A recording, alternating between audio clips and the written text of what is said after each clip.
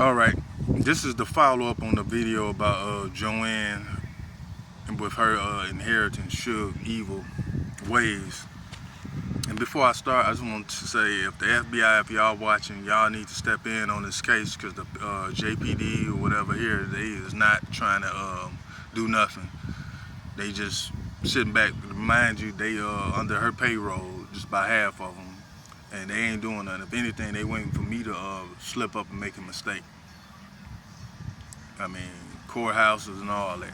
I done did restraining orders and everything. I go back, they don't have it on file. If you send any mail or summons to court to do anything or whatnot, I never receive it because they got postal workers and all this stuff under payroll with the money that belongs to me. That's crazy. But they doing all this weird stuff. So y'all need to step in as soon as possible. If that's the case, you don't even need to be locking up nobody for nothing. If I'm telling you all this stuff she doing and y'all just letting it slide. So that means they got stuff to hide too.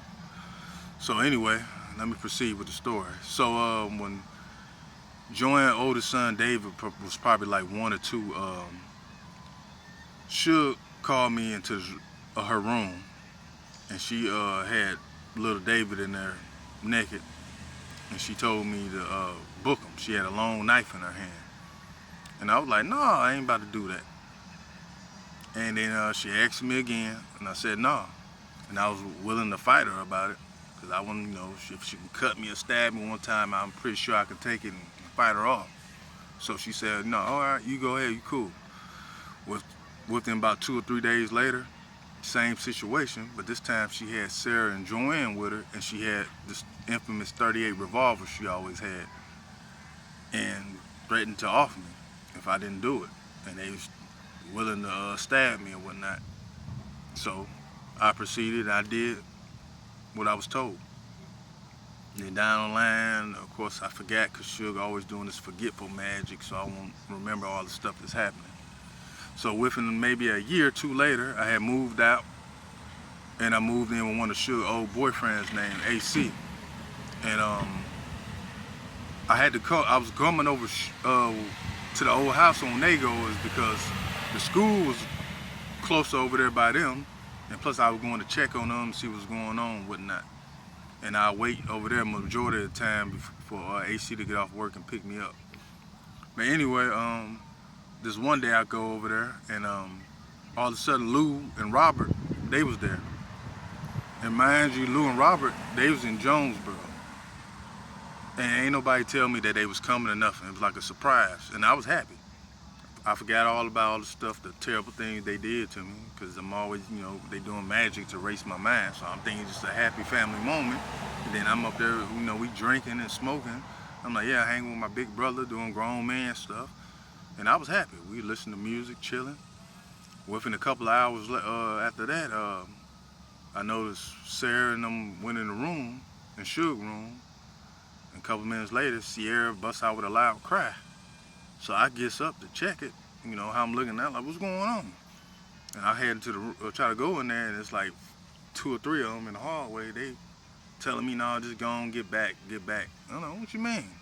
And they had the door closed. So I'm sitting down, sipping on the 40 ounce, looking like, how I'm looking now, like, what they doing in there? A couple minutes later, because Robert, he was to my right side, if I ain't mistaken. I was sitting on the couch. And, I don't know, man, Then next thing you know, they come out. All right, Gary, come on, it's time. Oh, it's time for what? Next thing you know, they bring out Sierra. I don't think she got on was like her t-shirt or shirt she had on, and the underwear, all that was gone.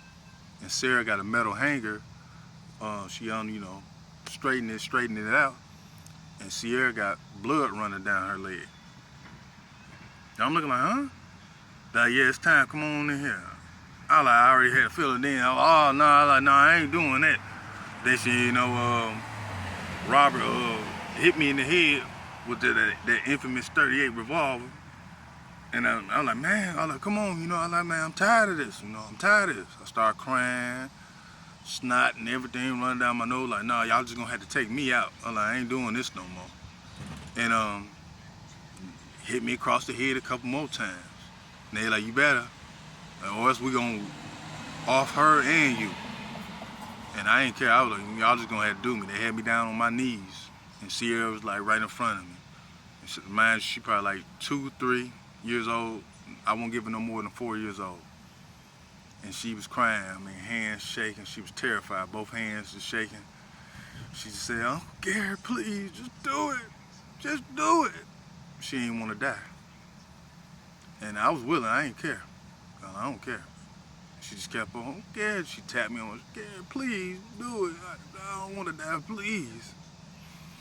So I took my time getting up, and they rushed pulling on me, hit me across the head again. And all of them got weapons in their hand.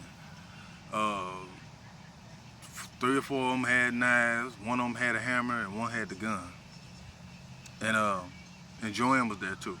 Like I said, everybody was there except Maurice. Anyway, lead me into the room, and one of them grabbed a photo camera, and they was telling me, still trying to tell me to do it. I still didn't want to do it. And Joanne was like, "Give me the gun." She got the gun, and she shot through the wall. And she'll, like, "Hey, don't be messing up my house now," and all this. She's like, "No, he gonna do it." So, got Sierra in the bed, and I'm, like I said, boogers and snot all coming out my face, and I'm in the bed with her, and they telling me to do it, and I'm like, I can't get the erection or whatnot. "Oh, you better do it," and pop me across the head again. So I had to, like, I'm on top of her, I'm trying to think of something, somebody else or something to get my mind to, get it hard, whatever. And I was proceeding, and I was doing it for a minute, and they slapping me on my butt and everything. "Yeah, get in there," and this and that. And I'm like, man. So I thought it was good enough. And of course, she was hollering and crying and screaming. They telling her to shut up and all this. And hell, we both crying. And so I'm thinking that's enough. "No, you get in there and you finish." Told me I had to finish. So I had to, took a little while, had to finish. And while I'm doing that, they's taking pictures with one of my old-fashioned cameras. If I ain't mistaken, the ones that had the picture come out. And they like, "Yeah." And they tell me "Yeah, you say anything, we got evidence and proof that, I guess saying like I was a molester or something." But you gotta think about it. If I'm doing this, who taking the pictures? And they made sure they stepped out the way. And mind you, I testify in court, and the polygraph test and everything about what I'm saying. And the story ain't gonna change. And that's what they had me do. We did it.